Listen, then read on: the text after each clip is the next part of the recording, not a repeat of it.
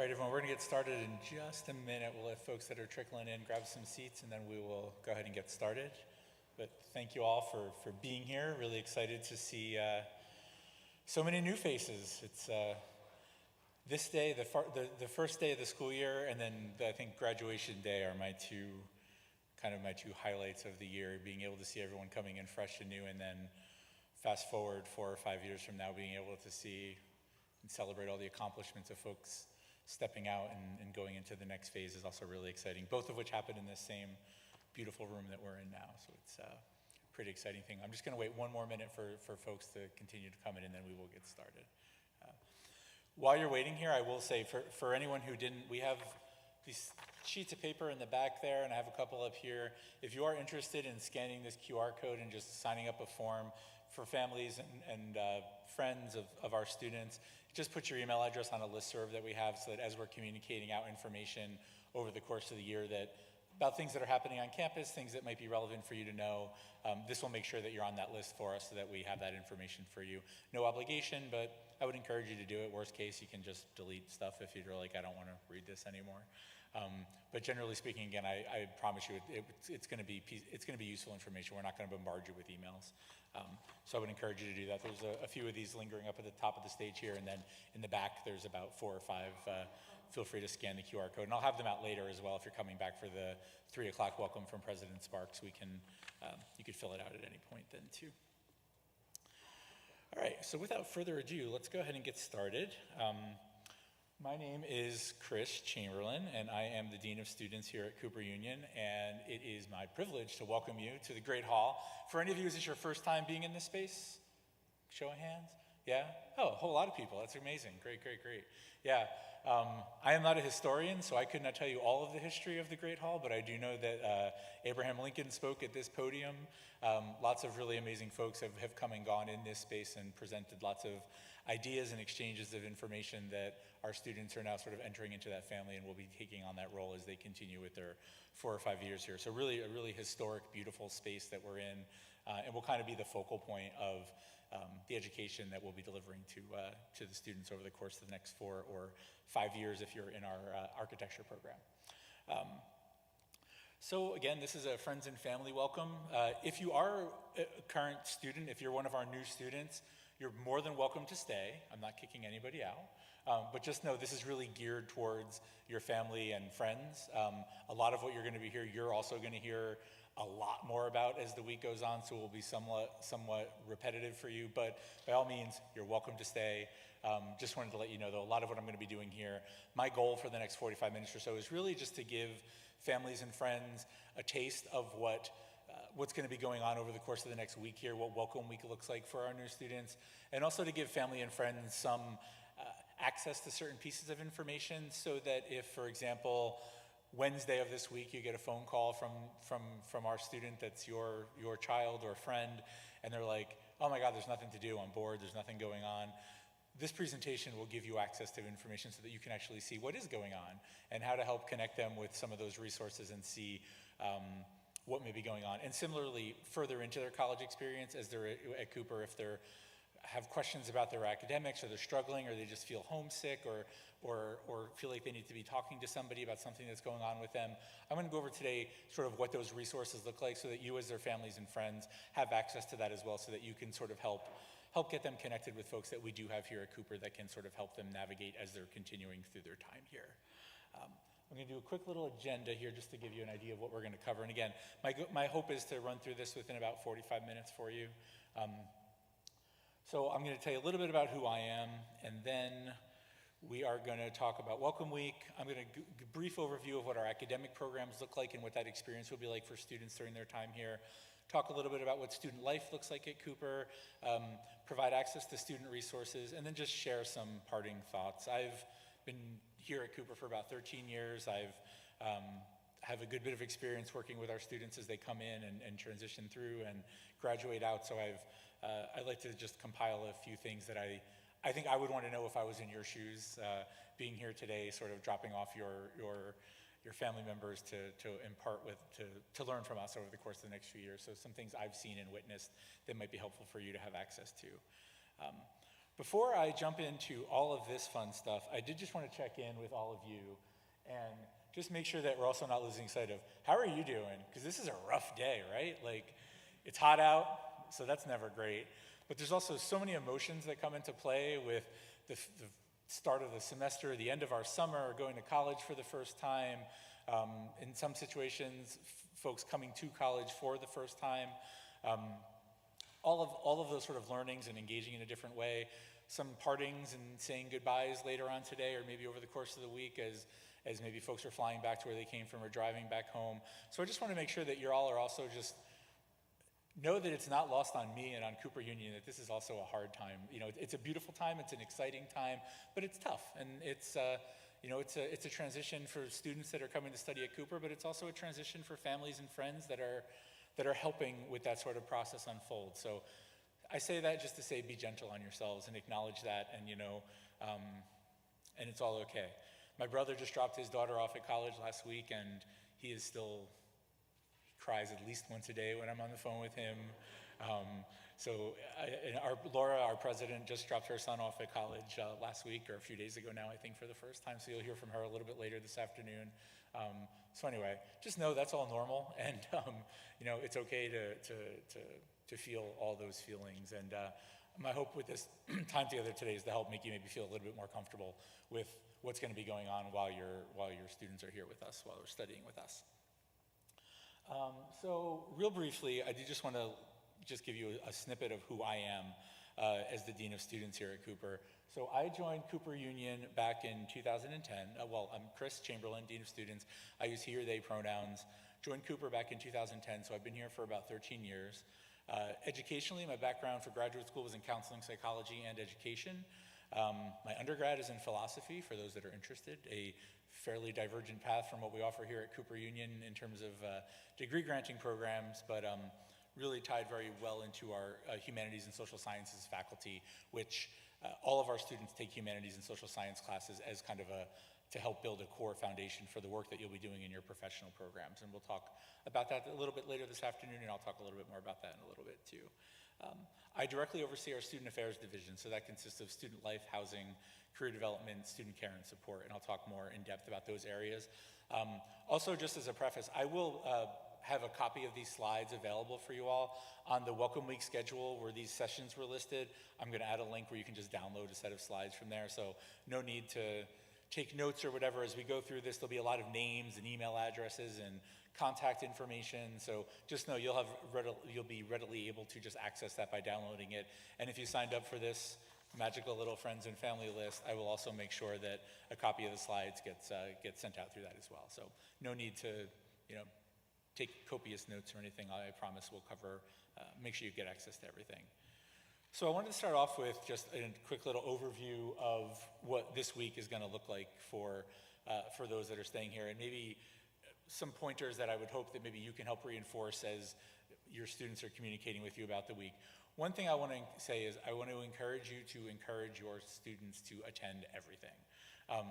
This is a little different than high school, where we're not going to be forcing folks to do anything. If anyone feels compelled to not participate in anything, it would be a great disadvantage to them, and I've never seen that happen, but it could happen. So just reinforcing as you're talking to folks and sort of, saying your goodbyes or transitioning over this week, just encouraging them to attend every possible session that they can. There's a lot of things offered this week. There's a lot of sort of more formal sessions where they'll be meeting administrators and learning about departments and how to get access to resources and things that will help them over their time here. There will also be a lot of opportunities for them to just be with each other, to get to meet upper class students, to hang out, to make friends, to build those bonds that are really going to sort of help be the fabric of what's going to bond them all together over the course of the next 4 or 5 years. Our programs are very sequential, and students will really be traveling together for a good chunk of their time here. So taking the time this week to get to know each other without having all the trappings of the first week of classes starting up is really a gift and an opportunity, and I would encourage folks to really take full advantage of that. We're also going to be having we're calling them these collective meetings. For any students that fall into one of these 3 categories is what our initial launch is going to be. So any students that identify in the LGBTQIA spectrum, students of color, and first-generation college students, we'll be offering some small meet and greet groups that are going to be happening this week during Welcome Week, but then also expanding into the school year, which will then grow in attendance and include the entire student body across all 4 or 5 years here. So again, if you identify with sort of fitting into one of these groups or more than one of these groups, and you're interested in just finding a space where you can sort of come together and be with some like-minded folks and feel some more connection and help support each other, something that we're offering new this year that will be growing. So I wanted to make sure to highlight that. That being said, and then there will be, like I said earlier, a lot of student club meetings and student activities and organizations that are going to be hosting events. Some of them are already on the Welcome Week schedule that's online, and then throughout this week, every day that's going to be updated with more things that are happening. For our students that are here, you'll get like a daily email blast that'll kind of tell you, here's what's up today, here's how to get involved with things. But everything will be updated on that website, and it'll be there and available for folks to see. So I would encourage you absolutely to check into that. So a good chunk of what you'll be covering this week, again, is introductions to key campus offices and resources. We'll be doing some small reading groups, getting connected with our wellness and self-care resources, the staff that's here to help with that, our career development resources. It always amazes me how even though this is like the first day of your undergraduate college experience for most of you, I invariably have a few students that like already know exactly what company they want to work for, what floor their office is on what building, and do know that we do have career development folks here, and I'll talk a little bit more about that later. I'll be talking a bit later this week with students about their rights and responsibilities as students at Cooper Union. We have a number of safety and security programs that will be going on this week, 2 in particular. One on Tuesday that is our internal safety team that's kind of just do a general overview about kind of tips and tricks of being safe in New York City.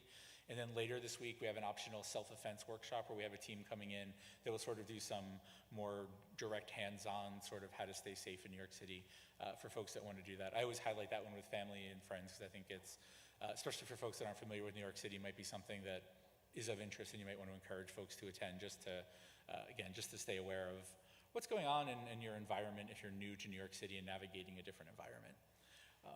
On the academic side, sorry, I jumped ahead there. You'll be doing an introduction to our academic program. Students will be meeting with their faculty, with advising teams, with our dean's offices. I also highlight this one because there does tend to be some confusion about this.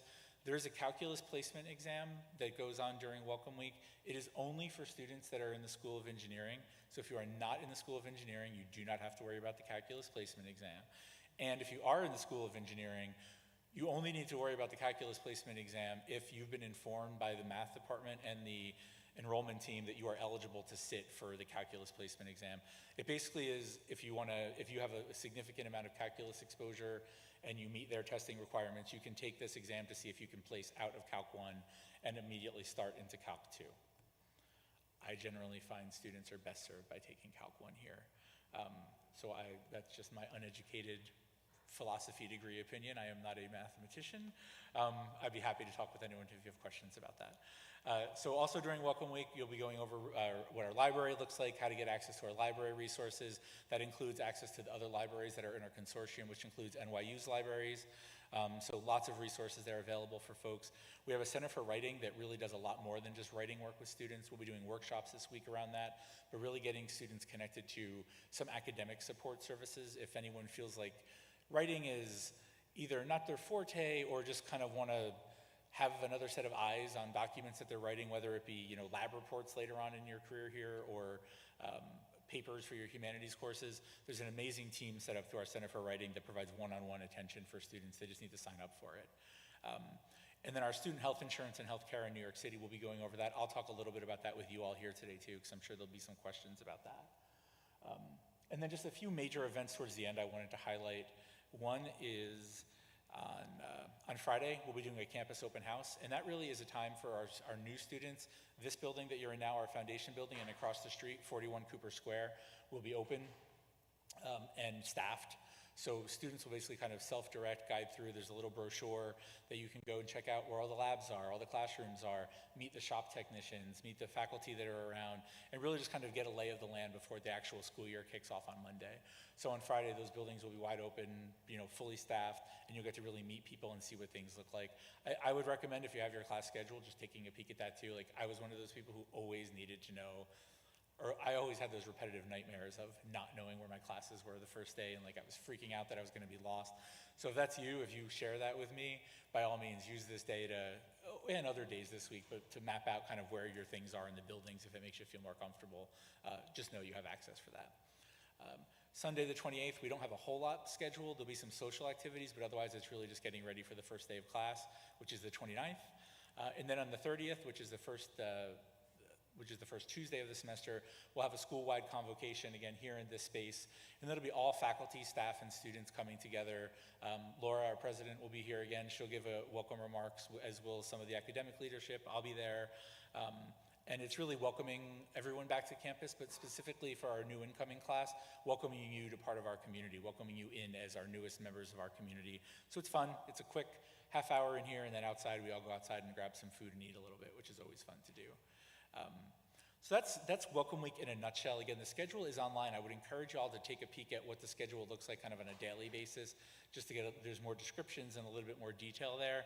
But in a nutshell, the idea is we want students to have enough information to know what's available, what resources are, with the full understanding that this is a high emotional time, your first time coming to college, not expecting you to remember all the details and all the nuance of everything, but more so just to know, hey, if I have a question about career development, at some point I met with the two folks who run that center, know a name, know an email address, and connect with people. And again, in here I will provide a lot of that information for you all as family and friends too, in case you have questions or want to help students navigate that, you'll have the ability to do that too. So now I want to talk briefly about our academic programs. And a couple things about transitioning from college and from high school into college. How is this different than high school? In a lot of ways, right? Most importantly, this is a brand new environment for everyone. A new college, a new school, a new city, a new state, in some cases a new country. It's going to take time to acclimate to being in a new space and engaging in a new way.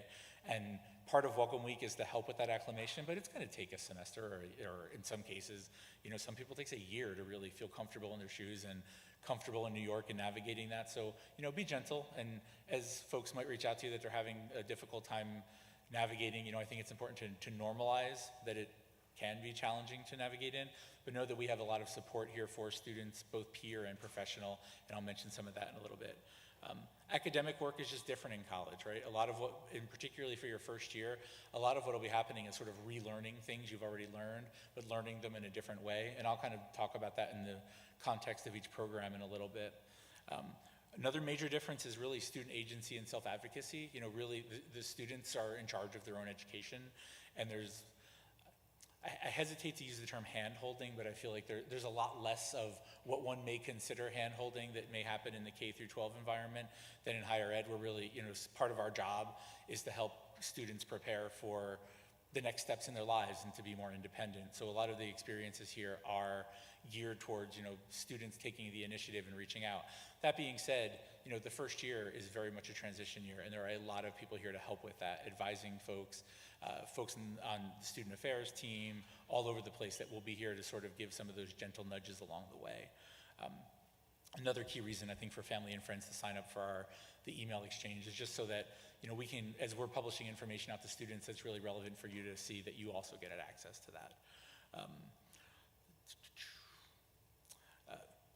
Also want to highlight just the idea of asking for help. I don't think that's necessarily different than high school, but I do think in college it's very important that if you're struggling and if you feel like or just have a question about something, not even struggling, just ask. We are all here to help you. And I want to stress this because I think this is important and sometimes gets lost in some of the messaging. We are here, whether it's me as the Dean of Students or Laura, our president, our faculty, everyone, we're here for you all as our students in particular, but also as their friends and families. Like, Cooper Union is nothing without our student body. We are here to help you along the way. So, asking a question, asking for some help and support is never a burden.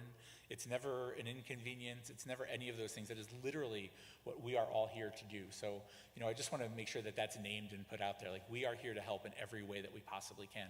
And this is all the process. Learning how to be in college, learning what that means for you is a process, and it's going to take some time. And, be gentle, and we're here to help with that along the way.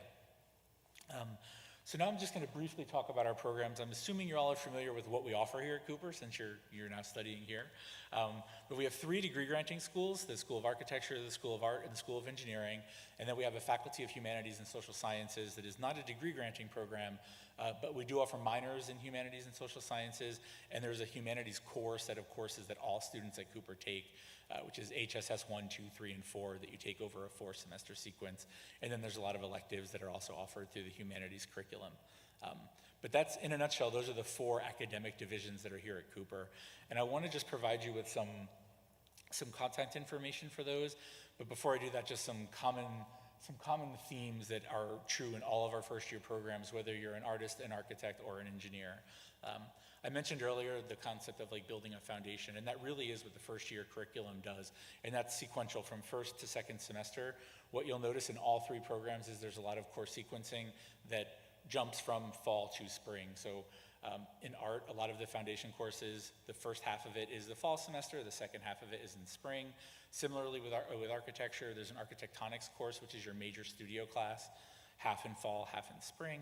And then engineering works slightly differently, where it's a series of really foundational math and science courses, whether it be calculus, chemistry, physics, that do build upon each other, so there is an intentional sequence there, what you take your first semester and your second semester.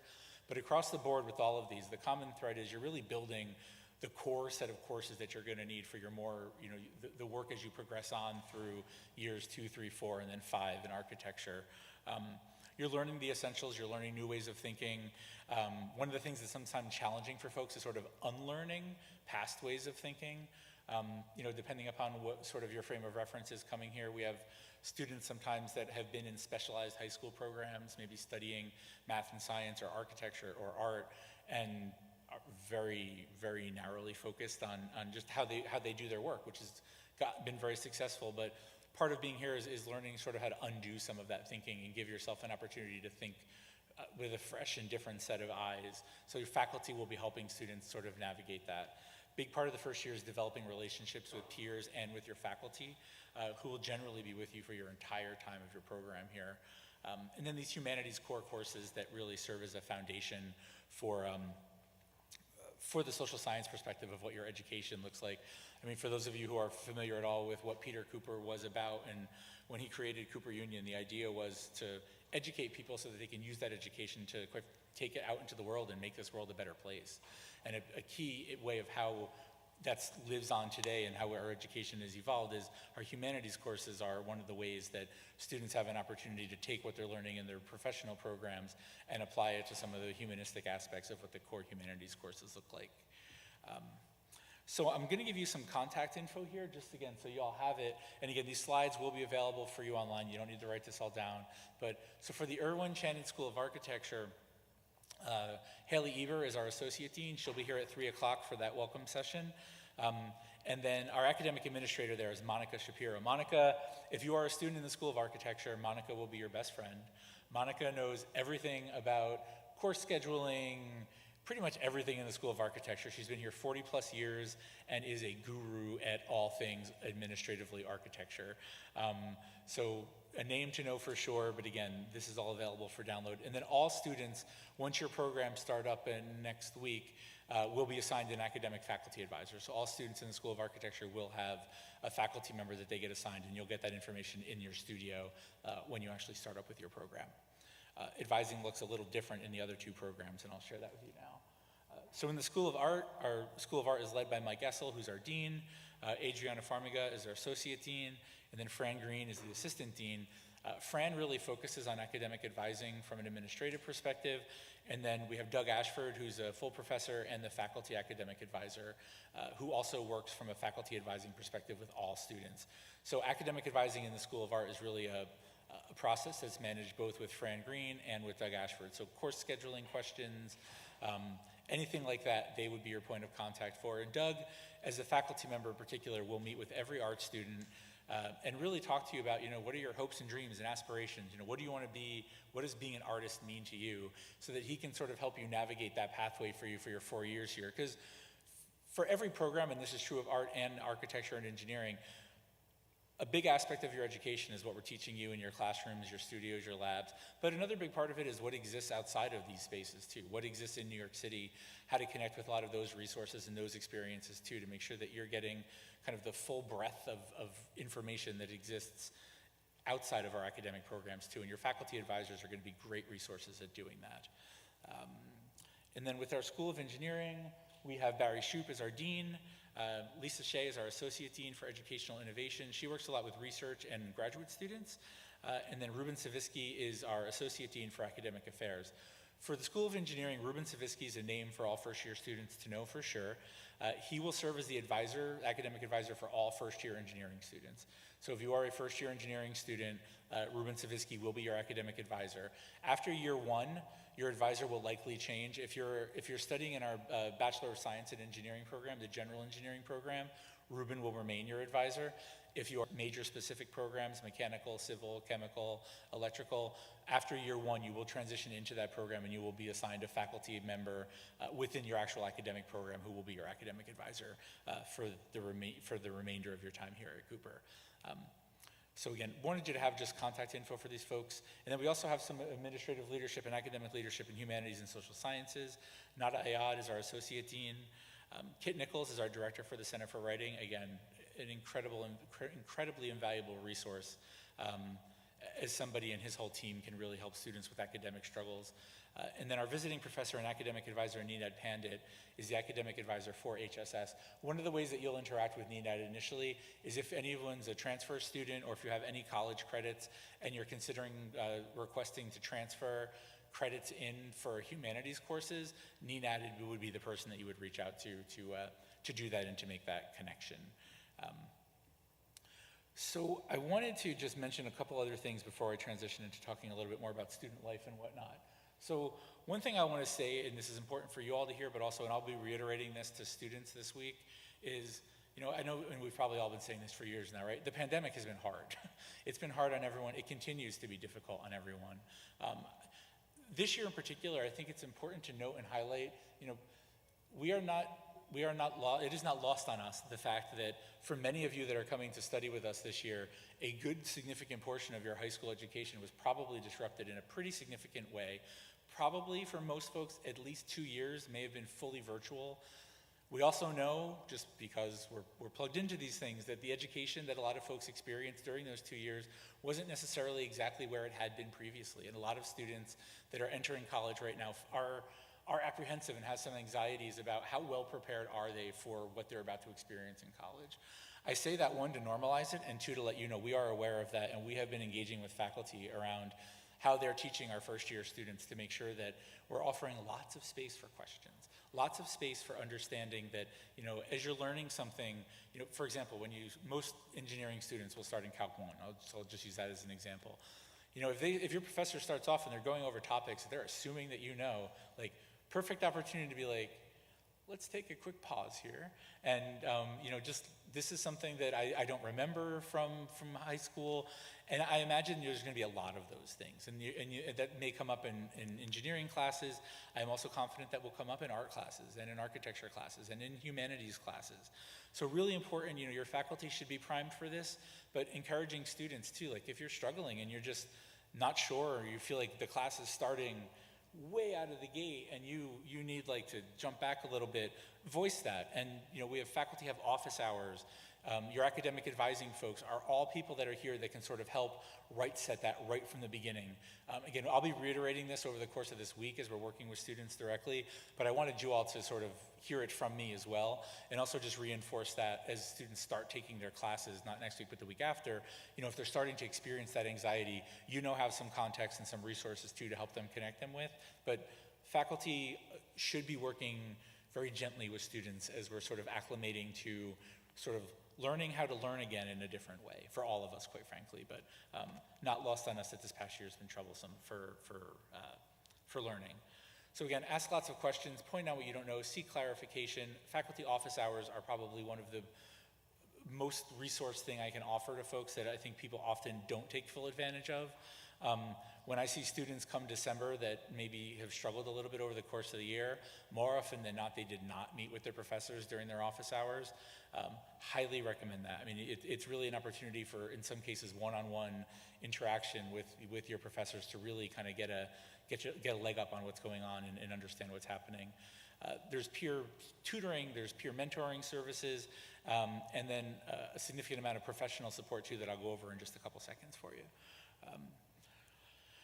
So I want to talk briefly just again about what student life looks like at Cooper. Again, in case you get that phone call or that email from a student that's here with us, you're like, there's nothing to do.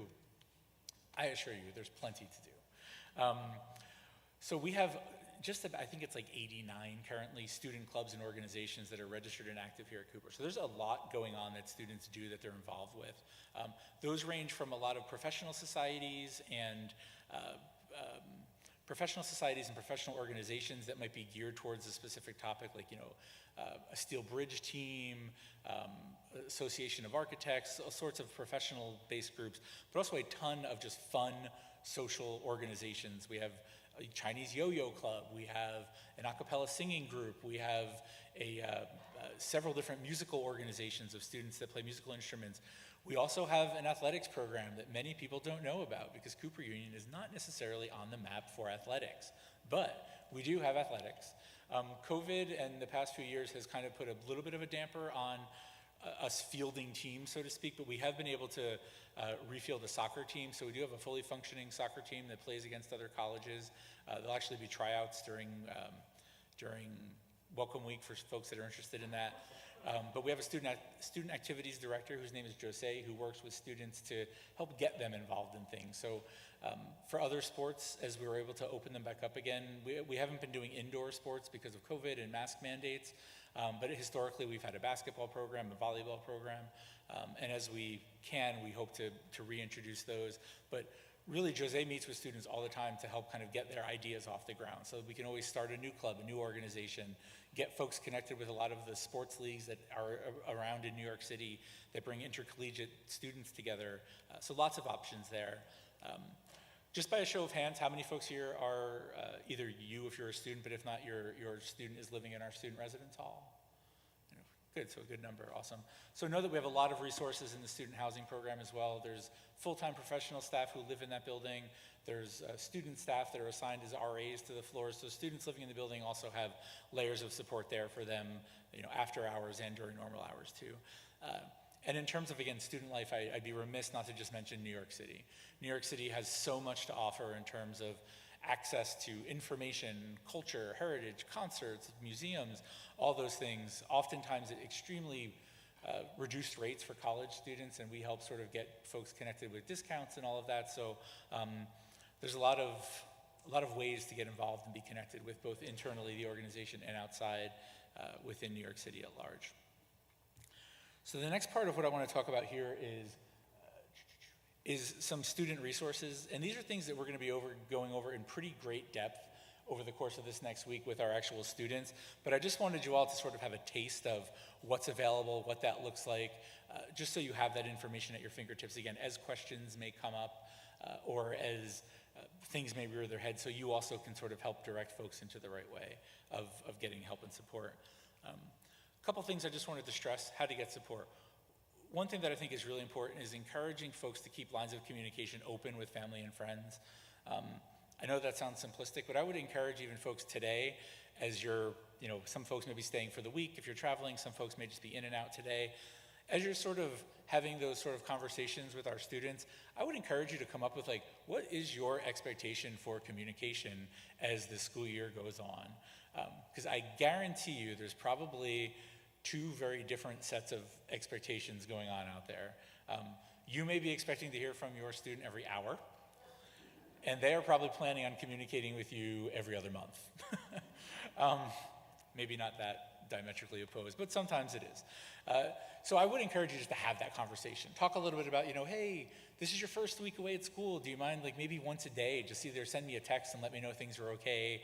Whatever's comfortable, whatever works for your relationship, but just setting those expectations, also so that they're not totally surprised if they're supposed to be communicating with you and you don't hear from them in a week, and then you start to get a little anxious, and then you're reaching out to our team, and then we're reaching out to them to find out where they are.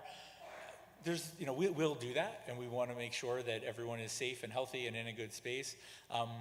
But getting those lines of communication established and just the timeline is oftentimes helpful. And that way if you're supposed to hear from them every week and something happens and you don't, red flag. Let's check in and let our team know there's ways our student care team can reach out and we can make sure folks are attending class. And one of the beautiful things I love about Cooper Union is that we are such a small, intimate institution where and if you're a current student, if one of our students, you may not want to hear this, but the reality is we will know if you are not attending class. We will find out almost right away.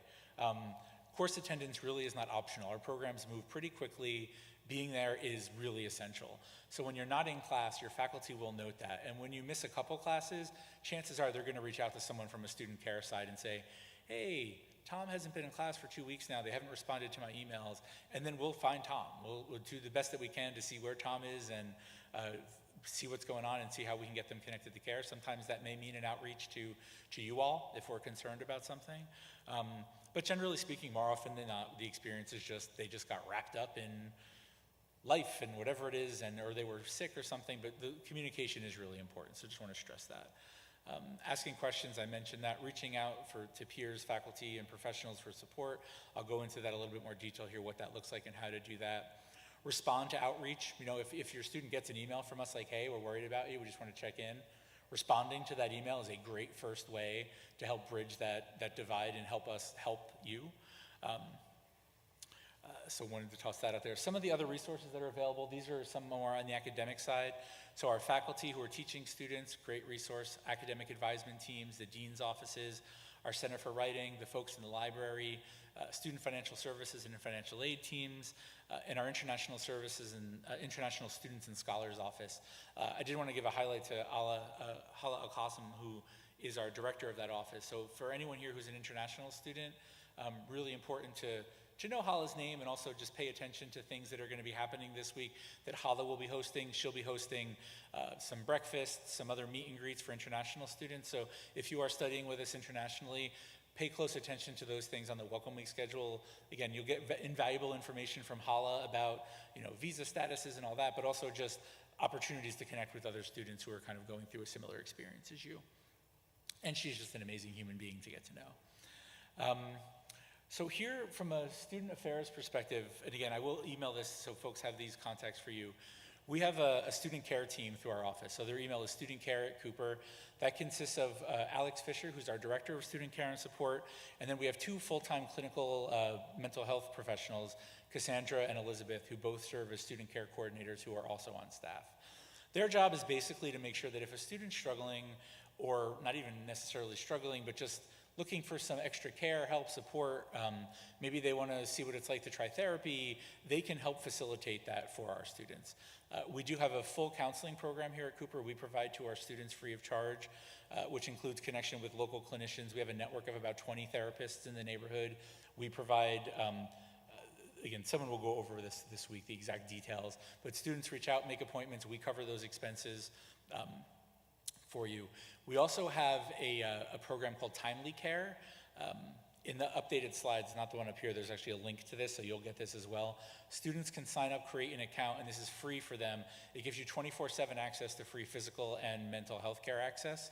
So you can talk with a therapist, a counselor. You can actually do scheduled ongoing counseling sessions through this app, or just check in with either a physician or a medical professional. If you have a cold or a flu or not quite sure what's going on, you can just hop on your phone from your bed and do this thing. Again, you don't use insurance for it. It's totally covered as part of your tuition and fees of being a student at Cooper Union. So highly encourage everyone to make full use of that service because it's a great one to use. And then our Center for Career Development, for folks that are interested in, again, the world of work outside of Cooper, whatever that may mean for you. A lot of folks want to go into a traditional career trajectory, get a job at company X and earn a paycheck. A lot of other folks, the world of work looks very different for them. They want to do something else. And we have folks on team to help you sort of figure out what that looks like for you and help develop a plan for you during your 4 years here, 5 years here, so that when you're exiting out, you feel comfortable with what your next steps are in terms of your profession, whether that's graduate school, whether that's work, whether that's something else. We have a team here that can and will help with that. I mentioned earlier the Residence Life and Housing team, Res Life at Cooper. Athena runs the residence halls, our residence hall director, and then Grace Kendall's our associate dean of students. They both live in that building. They are there relatively almost 24/7, as well as a number of other staff, student staff and whatnot, to make sure that the students in that space are supported. And then student activities and athletics, our student activities director is Jose. His email address is here as well. I did put a link to the Joint Activities Committee, which is basically the student club and organization hub. That's where all of our student clubs and organizations sort of are listed, and it's the online platform that they use for funding and all that. It's a place where students can log in and see what clubs are available, how to get interested and involved with them and do all that work. Strongly encourage folks to do that. And Jose also manages our peer mentor and college orientation guide program. So throughout this week, as students are transitioning through Welcome Week, they'll be interacting regularly with college orientation guides and other upper class students, just to help build that peer support and to be able to have another level of folks that you can talk to if you have concerns or questions about things. One other sort of administrative-y thing I did want to cover for folks, because this comes up often. So all students at Cooper must have health insurance. It's a requirement to study here. So if you have health insurance, well, regardless of if you have health insurance or not, all students are automatically enrolled in our health insurance plan. Regardless of your own status of your own health insurance, if you're a student here, you will automatically be enrolled in our program. That does not mean that you have to use our program or stay enrolled in our program. If you have comparable coverage, your student will get an email, probably starting this week. Every week they'll get an email from the insurance company that basically says, you are enrolled in Cooper Union's health insurance plan through Wellfleet. If you have your own coverage, here's the process you need to go through to request a waiver. Very, very important that, and I say this here because I know this does have potential financial implications, and I think it's important for family and parents to know this. If they don't waive that coverage by October 15th, they are locked into our plan. So even if they have their own health insurance and they did not waive our plan, they will then have 2 health insurance plans, and we don't have the ability to back students out of it once that October 15th date comes. I and nobody here wants you to be in a health insurance plan that you don't need. So by all means, we want you to use the plan that you have. So if you have your own health insurance, do fill out the waiver, and it's a pretty easy process. And what they'll vet for when they're checking to make sure that your plan is considered comparable coverage, one, do you actually have coverage in New York City? Sometimes people have great health insurance, but it only works in California. And then when folks are here, they realize, oh, everything's out of network and I can't afford to see a doctor. So they'll vet for that. And then the other main thing would be for the plan would need to be fully compliant with the Affordable Care Act. And then finally, really making sure that the students can access care. And where that usually comes up with a question is, our student health plan that we offer is a very low deductible plan. I believe it's like a $50 deductible. Some folks have their own health insurance plan that have very high deductible plans, like a $5,000 deductible. That would not be considered comparable coverage. Just so folks know, if you have questions about that too, I can connect you with folks that can probably answer them more directly. But just to be aware, that process will be unfolding soon. So if you want our health insurance, do nothing. You'll have it. It takes effective a couple days ago. It starts on August 15th. But if you have your own health insurance plan, I would encourage you to be in touch with your student, and as soon as they get that first email, go ahead through the process of requesting that waiver so that you can get that taken care of. The charge will be taken off your bill, and then you'll just use your own health insurance. In the slide, not the one that's up here, but in the slide that I'll be sending out, I also did include a link to the health insurance website so that you can actually see the plan, what the benefits are, and all that, in case that's of interest to you as well. So I just had some brief parting thoughts that I wanted to share. Some of these are duplicative of things I've said before, but a couple things I wanted to highlight, again, having given this chat for a number of years now and seeing students cycle in over the few years, wanted to stress again about keeping the lines of communication open. So important. And I think students that know that they have someone that they can talk to back home really goes a long way and can really mean a lot. Similarly, encouraging help-seeking behavior. If someone's struggling, if your son or daughter reaches out to your student and they just need some help, ask them to get some help. And now, again, by having access to some of these slides, you'll also have a pretty good sense of who some people are, how to get folks connected to care, and how to check in with an advisor or something if there's questions that they have specifically. Just checking and reading email. I know we get bombarded with emails every day, but there will be key pieces of information that come out through that, so it is important for folks to be checking that. Sounds simple, but encouraging students to read their course syllabi, talk to their professors, use office hours. Those are all tools that are in place to help you succeed. And the more of those that you utilize, the better off you'll be. One of the things that I worked with a student on last year that was very helpful for them, and I think will be helpful for just about anybody. The first week of class, when you get your syllabi for all your classes, I would suggest you make like a year-long calendar of everything that's coming up. What's due, when are your exams, when are your finals, when are projects due, so that you sort of have at a glance map of what your academic year sort of looks like, so that you can gauge kind of where your stress points might be, what's coming due, what's not coming due. And it also gives you an opportunity to talk to professors way early on, like, hey, I see you have a midterm scheduled for this day. It's the same day as my other midterm. So that they can try to move things as opposed to broaching that subject with them the day before the midterm, which will probably yield a very different result. So just being on top of what's due. The last bit I wanted to talk about here is really more on a personal-ish sort of side. And it's really, one of the things I have seen a lot of students struggle with during their time here is, especially during the first year, is feeling like they are disappointing their friends and family.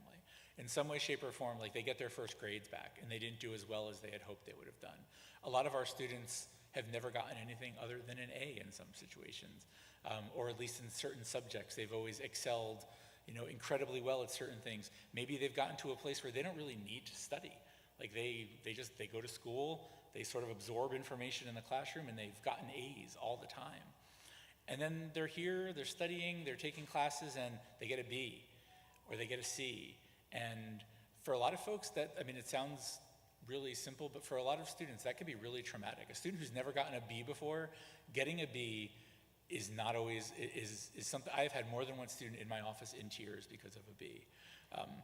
And I say that because I do think it's important to help normalize as they're communicating with you and as you're communicating with them, just to create that environment and a sense of safety for them where they know that they can come to you and not feel like they're disappointing you, to know that they can come to you and, hey, I didn't do well on this exam, and not feel like they're gonna get beat up for that. Like just being open and understanding that this is gonna be an evolving time for them. They are going to grow and change physically, mentally, emotionally, academically over the course of this first year in particular, but during their whole time here, that there's gonna be a lot of, I don't want to say pain points, but the growing comes with sometimes growing pains, and things are just going to sometimes look differently. Or you may leave your son or daughter here today for us, and you may see them in 2 weeks, and they may look totally different.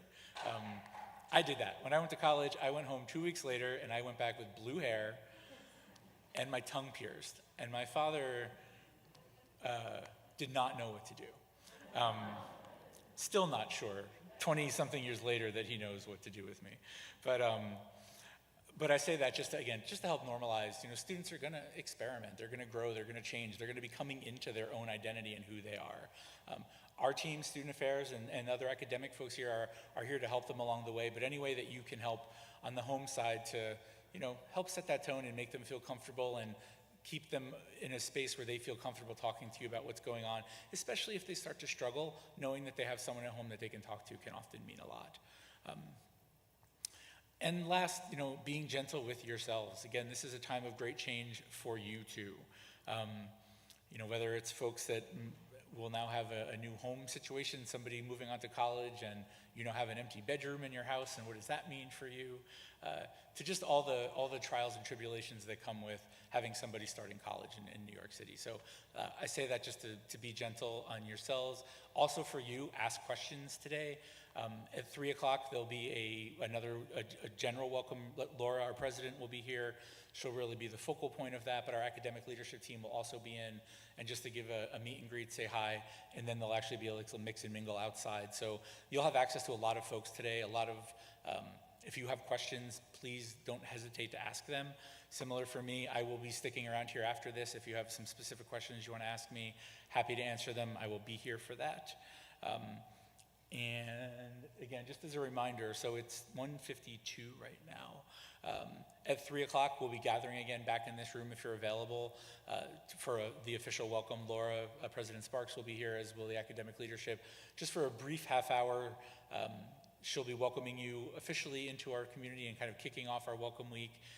You'll meet the deans, and then we'll all just go out front and have some food and drink and relax and celebrate and try to stay as cool as we possibly can.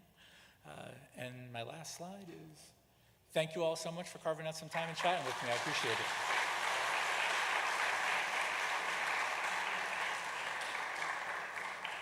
And I do mean any questions or anything, I'm around now and I will be around all day, so don't hesitate.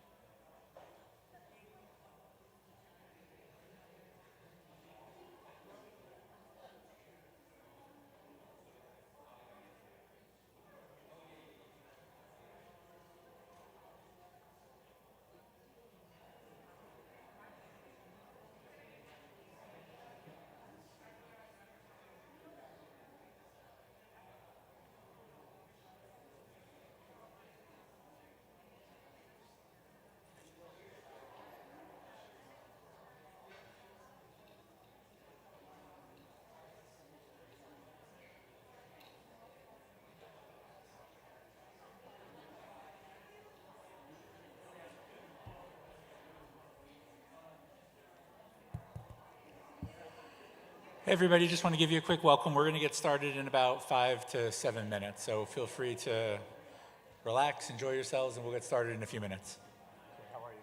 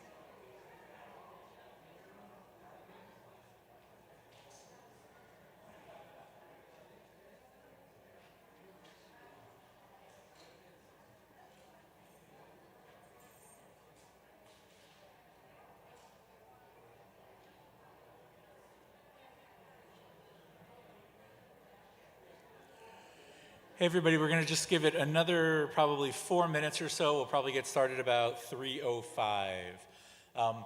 For anyone who's here, if you're a parent or family member or friend of one of our students and you want to be on a little list that we're going to generate just to keep you informed if things come up, there's some sheets of paper in the back there and some up front here where you can scan this QR code and just fill out a form.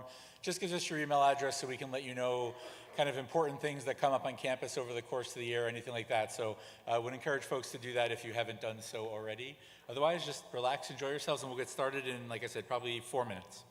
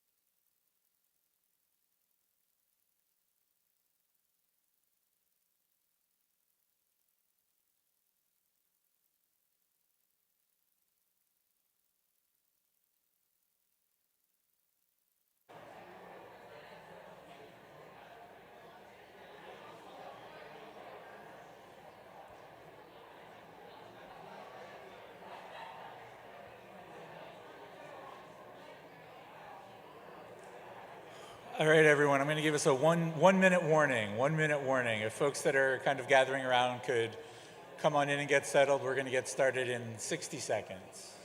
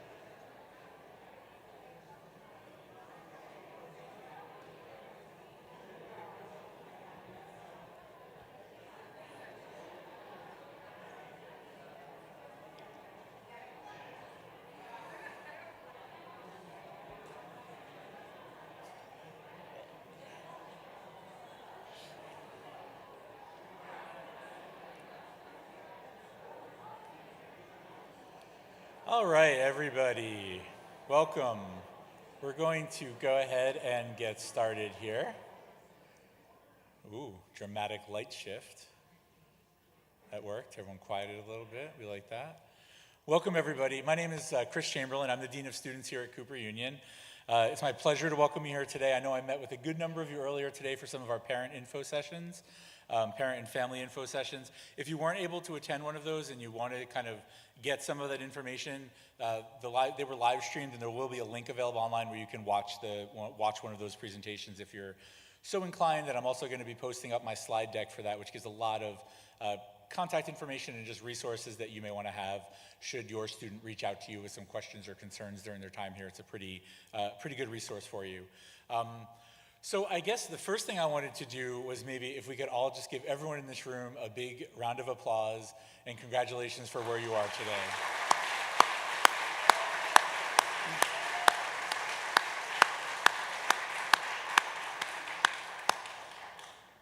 I can say this as somebody who was never admitted to Cooper Union as a student. Getting into Cooper Union is no small feat. So major congratulations to the students that are here, that are joining us, that have gone through that process and are now part of our family as our students. And also to families, friends, colleagues, loved ones who were there with them along the way to help support them. You know, none of us does work in a vacuum. None of us can do what we do without the community around us. And that's a big part of what I hope your experience at Cooper is realizing that you're not just a student at the Cooper Union, you are part of our family now. And that means that we all hold each other up. We're all here to support one another. You know, whether that's you as our student, whether that's you as a family member, we are all here to support each other. So really sincere welcome and thank you. Really glad to have you here today. I hope this has been a fruitful day so far. I know the first day of college can come with a mix of joy and sadness mixed with joy.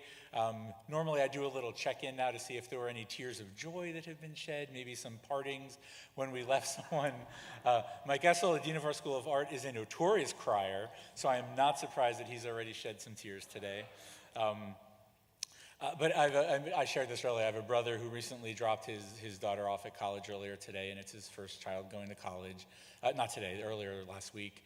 And they've had their emotional ups and downs. So I've been kind of supporting him and his wife through some of that. So I say that just to say, we all know there's a lot going on today. So really, I've said this earlier and I'll say it again, just be gentle with each other, with yourselves. And, you know, we're really glad you're here. And I can promise you, we are here for them as well. You are not leaving your sons, daughters, students in the hands of an uncaring institution. They are here, and you're going to meet the leadership team here today of people that are here to make sure that we do everything within our power to make them feel welcomed, welcome them into our community, supported in their academic work, and really develop to become the amazing artists, architects, and engineers that we know they're going to be, and change the world. That's what Cooper Union is all about, is taking this amazing gift of this education in this amazing space and transforming that into opportunities, not just for you, but also for the world at large. And we're so glad to be able to share that with you and to have you here today to share that with us. So sincerely, thank you.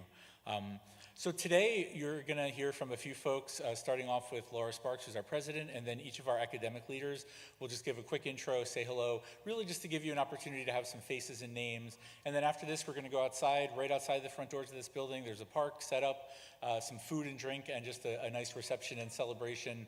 And if you have questions of anyone, we'll all be out there for a bit to sort of mix and mingle. So really excited to do that. And without further ado, it is my distinct pleasure and honor to introduce our president, Laura Sparks, to give you a welcome address.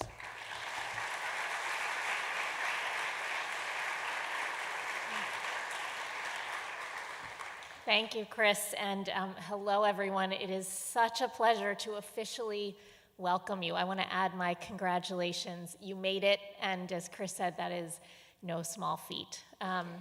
Before I get started, I'd like to thank Dean Chamberlin and his entire team, the entire student affairs team, for all of the planning and preparation that went into today and the rest of Welcome Week. They have a lot in store for you.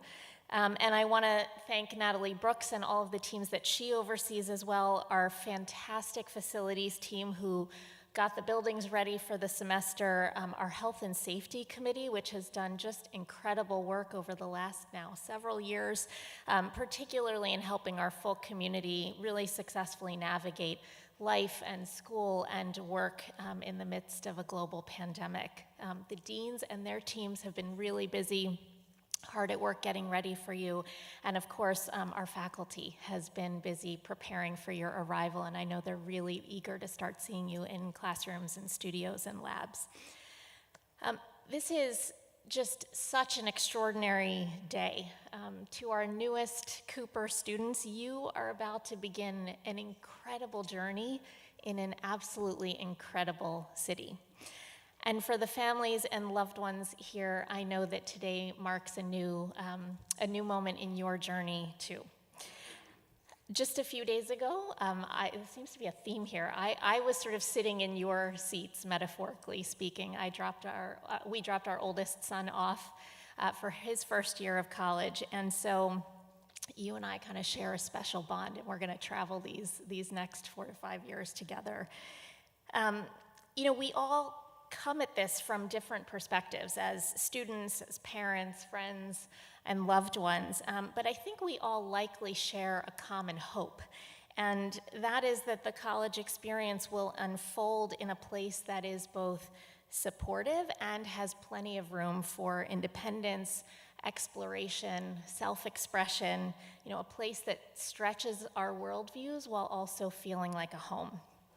A place where you as students can dig really deeply into what you love while also discovering new passions. A place where you can continue to become you. Cooper really is that kind of place.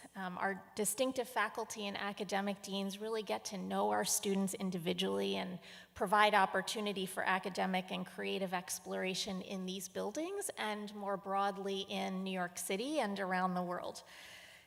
Our dedicated staff really work to augment those experiences and help to ensure that Cooper does indeed feel like home.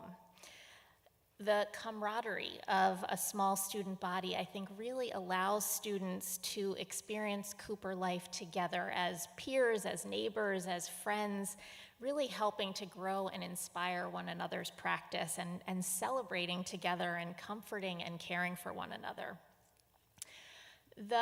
The duality of the big opportunities that are present in our small but pioneering school is really a product of all that Cooper offers amidst rich resources, vibrancy, and a sense of inspiration that really is New York City.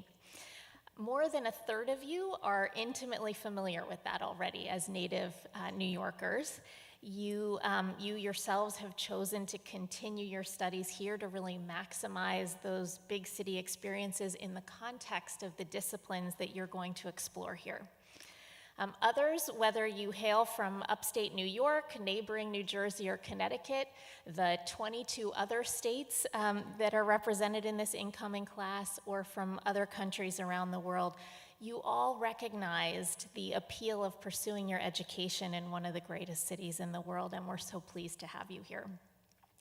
As Chris said, I'm sure there are some butterflies, some nervous energy about getting started, whether the environs are familiar or brand new. Please know that that's natural. It comes with the territory. And just have confidence knowing that you have made a fantastic decision. Remember that it was an intentional one, right? You put a lot of thought into coming here, and just know that even though this may feel very new to you right now, Cooper and the East Village will soon feel like home. There's a tremendous amount of talent in this room, but I think even more importantly, there's so much curiosity and potential in this room, and together you're going to help navigate courses and projects in this city.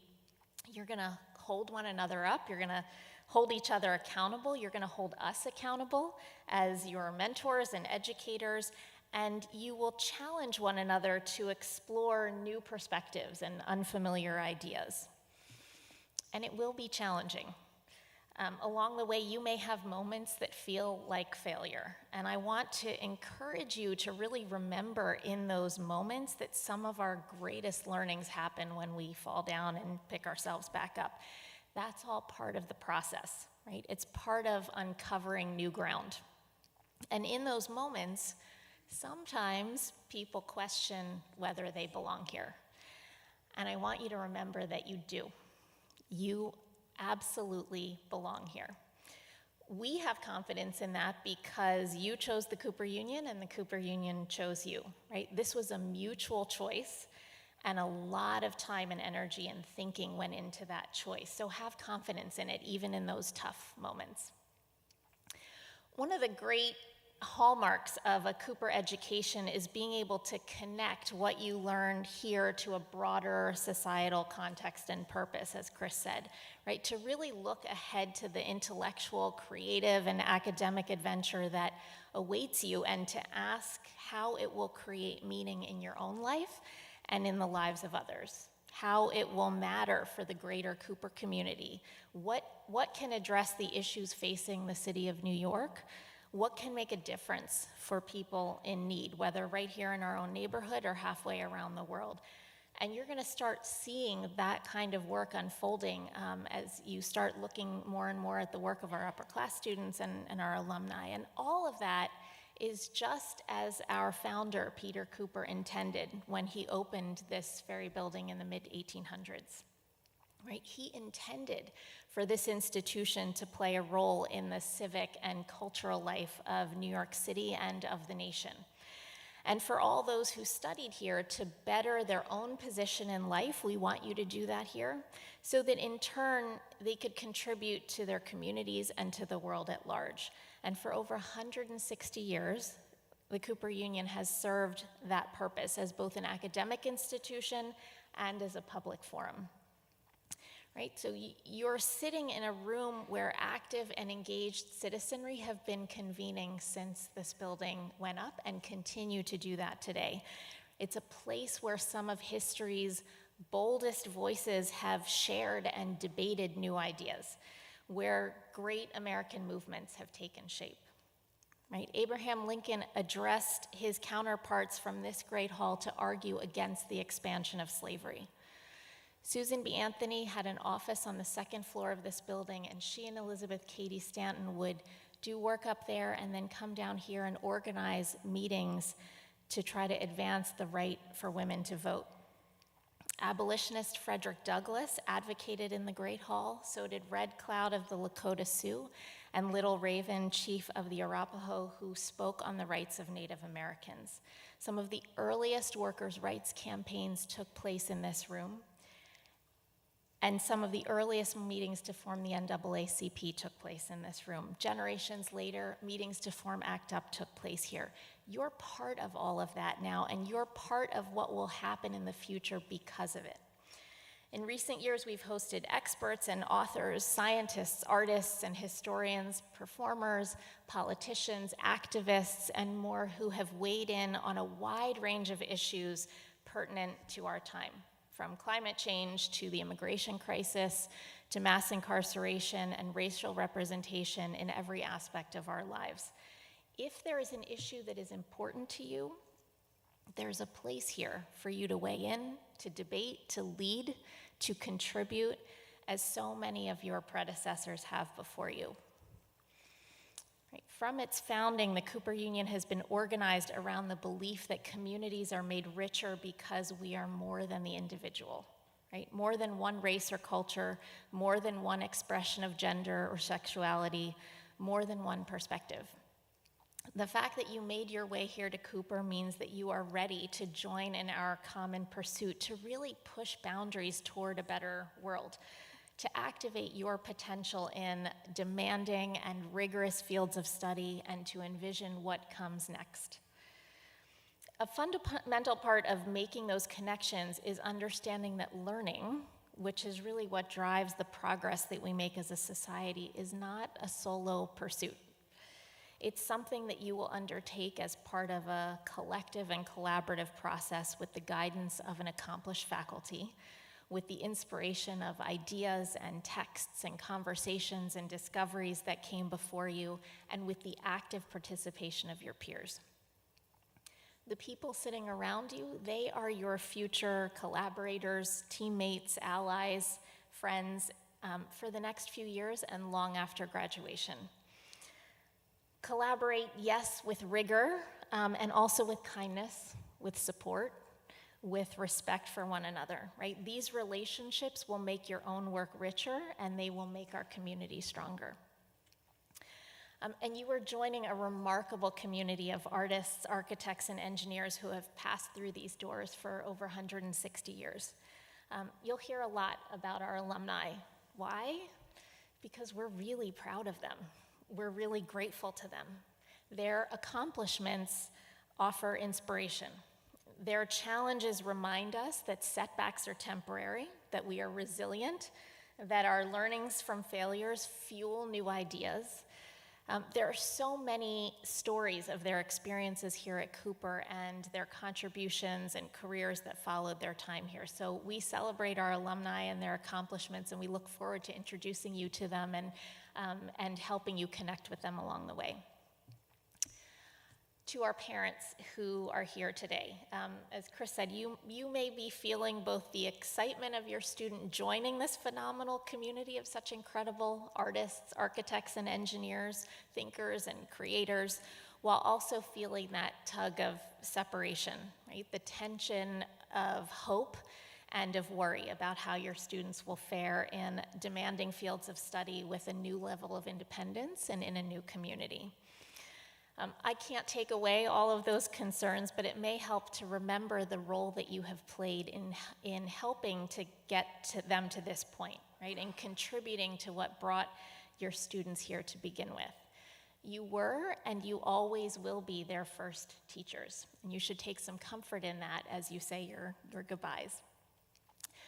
To our students who arrived here without family members, know that you have a community of people here around you at Cooper. You are not alone. We are here for you today. We're here for you in your entire time at Cooper and well beyond that. And to everyone, in the midst of the rush to get everything done, to get everything unpacked, and to make it to all of the Welcome Week events, just take a moment here and there to breathe, to reflect, and to really be proud of all that you've accomplished to arrive here. Know that you are ready. You truly are ready for what lies ahead. Rely on the resources that are here. You're going to learn a lot about them over the course of this week. Take advantage of them. Rely on the relationships that you're building here for support and collaboration along the way, and offer those things to other people as well. And I would say most of all, just enjoy it. Enjoy it all, even the challenging moments, because there's plenty to learn from those too. It is such a pleasure to be here with you today, and it is really, truly an honor and a privilege to welcome you to the Cooper Union and to commence this journey with you. I look forward to seeing you at the reception afterwards.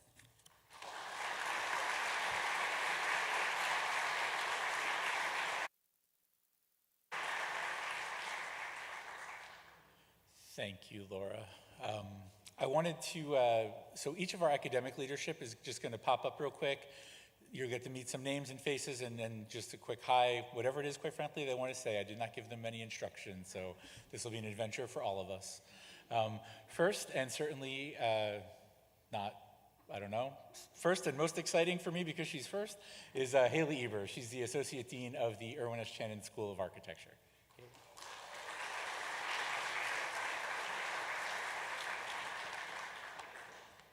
Thank you, Chris, and thank you, Laura. Good afternoon, everyone. Welcome to the Cooper Union and especially to the School of Architecture. My name's Haley Eber. I'm the Associate Dean and a proud alum of the school. So, architecture. It gives me great pleasure to welcome you to this building. When Peter Cooper began planning his institute, he first began by imagining a building that would be unlike any other in New York City or the world. That is, he began with architecture. Such a building would not just reflect, but embody its moment in time, its place in the conversation of making architecture that has crossed continents and centuries, conversations between great buildings, the architects who design them, the students who study them, and the people who use and are impacted by them. It would also embody the aspirations and the ideals of the intellectual and civic program that it would contain and support. So Peter Cooper's foundation building would be technologically innovative. As the tallest building in New York City at the time, it predicted the rise of the city with the first passenger elevator shaft. That round elevator was the first passenger elevator shaft in New York City before the invention of the elevator, and a mechanical system in this auditorium space. It would itself become a historical document, articulating the state of building practices at the time, as well as a model of how a New York City of the future could be constructed. The foundation building reflected architecture as it had been and architecture as it might be imagined. And this thinking is still very much a part of our ethos today. The foundation building continues to serve this this very intentional physical space and a diagram of the intellectual project. As Laura mentioned, the space we're in now for free speech and open exchange of ideas, with its actual foundation, continuing to support and elevate new kinds of learning, new schools of thought, and new interdisciplinary practices in the spaces above. And although the School of Architecture has always been a hotbed for experimentation and radical thinking, it has never been a place where just anything goes. It has always been a special place, a secure place, where creative freedom is supported, encouraged, stimulated, and where speculative thought and imagination have been directed inward within the discipline of architecture and outward to the city and the world. As the smallest of the three schools, we punch way above our weight. Our size permits intimate classes and encourages lively debate and exchange amongst our students and faculty. It feels like a family, somewhat dysfunctional and marginal family. But in fact, I recently came across Dunbar's number, whose theory maintains that there exists a cognitive limit of human groups of around 150 individuals in order to maintain a social cohesion of the group. The School of Architecture embodies that magical number of 150. It always felt really right to me, but it's reassuring to have anthropological backing to support the sentiment. And to our incoming class, you enter Cooper as an individual, but you'll leave as a collective, as part of the group and community. And although part of a legacy, you forge your own career paths, both within and outside the discipline. Many of our alumni have become leaders in the field of architecture, both professionally and academically, but also great curators, photographers, policymakers, urban planners, real estate developers, you name it. Cooper is an institution that enables us to rethink the production of relevant forms of inquiry, discourse, and practice in architecture. And today, you'll start to write your own journey, stake your own disciplinary grounds, and craft your own form of knowledge and collaboration.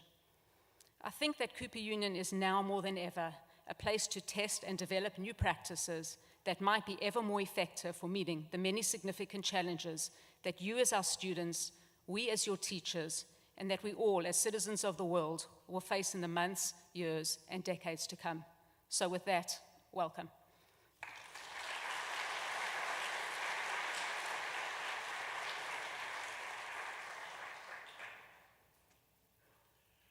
Thank you, Haley.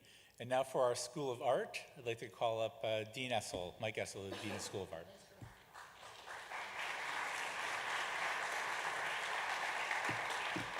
Welcome and congratulations. I did not prepare anything, so I'm going to wing it. I went to the School of Art. I graduated in '96, and I'm very happy to be here today to welcome you to my family. I've been teaching here for 20 years and was a student for 4, and now I'm the dean, if you can believe it. So I'd like to say I speak fluent Cooper Union. So if you see me outside after this, please get in touch. To the art students, I want to let you know that you are entering into the first year of a revised curriculum in which we have lowered the credits by 2, which may not seem significant, but trust me, you'll be very thankful for that extra time in the first year. And more importantly, I want you all to know, the art students, that we looked at every home test, all of them, and the faculty get into a big room, they pull out all the home tests, they review them, they score them, and you're here probably from the product of a fight on your behalf. Somebody saw something great in your work, we talked about it, we maybe even argued about it, and you're here because they wanted you to be here. So the faculty are very excited to have you. You'll be meeting most of your foundation faculty on Thursday. And then I have one note for the parents of the School of Art students. Show of hands, who's here? Okay. Art school is weird. Trust us. All right, thank you. Welcome.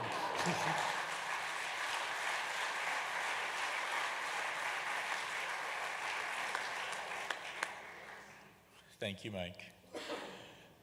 And the last of our degree granting schools is our School of Engineering. I'd like to call up Barry Shoup.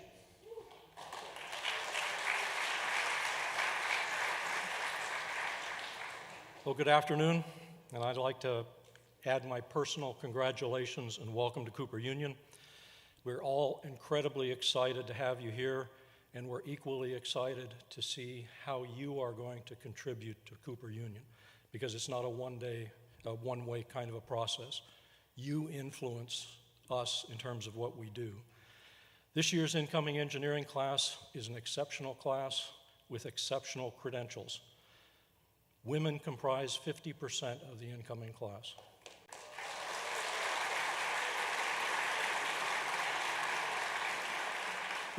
If you didn't applaud, I was going to repeat that. So you're doing well. An additional 11% of the class identify as underrepresented minorities. 21% of the engineering class are the first in their family to go to college, and 7% of this class are international. Qualitatively, this class includes students who have conducted research in quantum computing and bioengineering, filed a patent with the National Institute of Health, and performed at Carnegie Hall.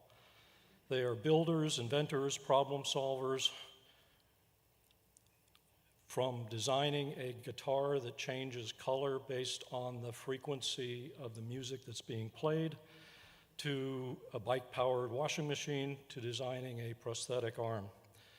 You are competitors in chess, debate, badminton, soccer, esports, and robotics.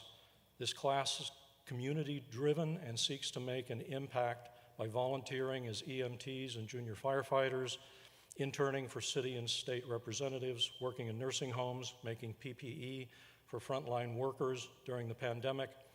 In your applications, students shared deep discussions around clean energy and sustainability and the pandemic, and thoughtful conversations about diversity, equity, and inclusion, specifically within the STEM field.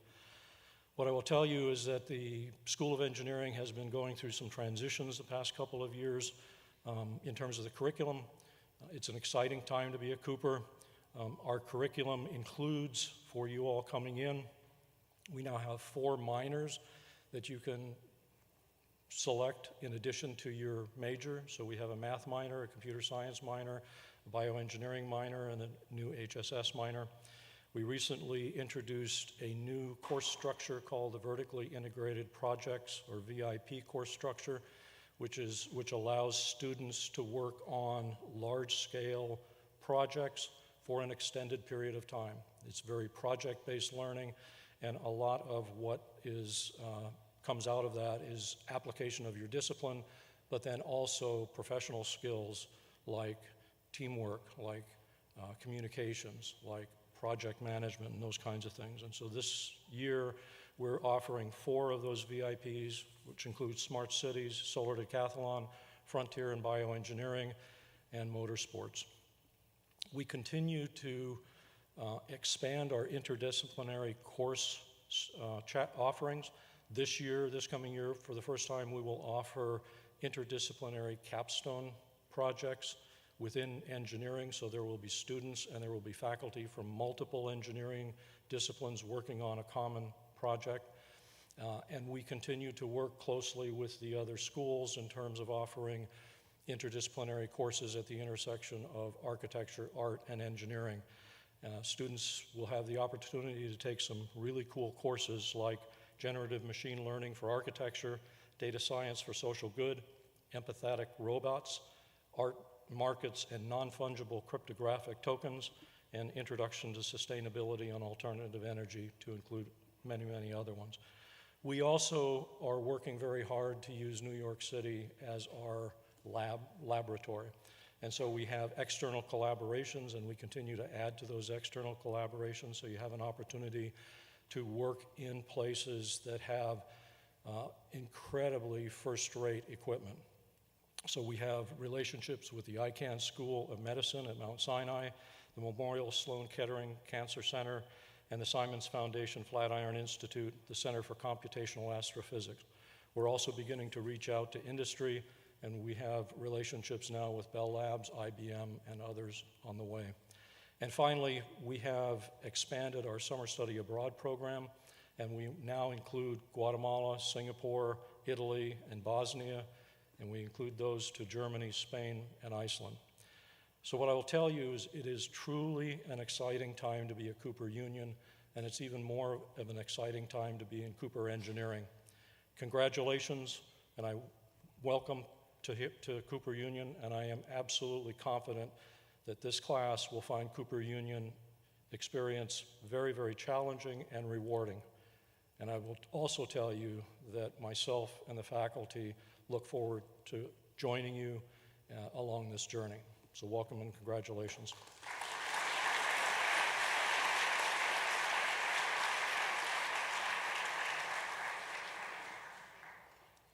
Of incredible faculty of humanities and social sciences, which really provides a underpinning of all of our academic programs. It really introduces sort of the humanistic element to our core curriculum here. And to speak to that, we have Nada Ayad, the Associate Dean of Humanities and Social Sciences.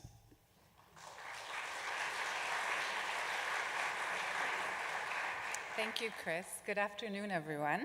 Welcome. I'm so happy to be sharing this space with you all. Thank you for being here. I also want to thank my colleagues who spoke before me for being models of collegiality and integrity. It's my privilege to share this platform with them and to have the opportunity to learn from their own disciplines, perspectives, and experiences, and to be in productive dialogue together. They always remind me of my commitment to being engaged in civil discourse, which is the function of the humanities and social sciences, to ask difficult questions, to consider contexts and viewpoints that might not always be our own, to watch for the margins, to question and engage in stories that were told, untold, overlooked, overtold, or silenced, with the aim of giving us language to advocate on behalf of ourselves. HSS is very unique here at Cooper, since it's only in HSS classrooms where all students from all 3 schools get to learn together. Our curriculum is separated into a core curriculum that is taught in a sequence, HSS 1 through 4, usually completed within the first 2 years. Our particular joy and challenge is that we're not speaking to just one field, but we commit to providing a humanistic education to students of art, architecture, and engineering. We try to always acknowledge that we stand on the shoulders of giants while we work together on future building. These commitments allow us to realize our full potential and to meet the standards we all want to see. After the required core, we aim to rotate the course offerings for our electives and give students a wide range of choices across fields ranging from archaeology to history to philosophy to performance studies and to economics. Some of the electives we're offering this fall are environmental ethics, Greek mythology, comparative cities, and micro and macroeconomics. In history and theory of art, we are offering a course on digital art history and modernisms in Latin America, just to name a few. For the first time this year, all students are able to minor in HSS. After finishing the core curriculum, you choose to minor in one of the following 4 fields: literature, philosophy, history, and society, history, theory, and philosophy of art, or interdisciplinary studies. In all our classes, we also try to make room for hidden ways, perhaps obscure and unseen now. This is very much in keeping with the mission of the fields of the humanities and social sciences in general, which teach us how to interrogate our positions in society and our ideas of time and space, to question how knowledge is produced, categorized, and reproduced, and to what effect. They teach us how to try to make sense of the ambiguities, the contradictions, and the multiplicities of the historical moment in which we live, and the contexts from which we come. For me, these discussions and questions do not only happen in the classroom. As I'm sure you already know, at Cooper, there are always vibrant student-led initiatives born out of student needs. During the last few years, I've had the privilege of shaping and organizing 2 such efforts with the Cooper Climate Coalition and the Office of Student Affairs in collaboration with other faculty and students across the schools. The Intersectional Justice Reading and Discussion Lecture Series and the Race and Climate Reading Group. They're ongoing, and there's sustained efforts to help students navigate a world that is very complex. Both projects are open to anyone from the Cooper community. They were conceptualized collaboratively and are always being updated based on people's input. Both privilege a deep commitment to equity, to mutual respect, and to cultivating ways to productive engagement when conversations are difficult. It's an incredible honor for me to do this work with such inspired and inspiring students, and I can't wait for you to join. Welcome again, and thank you.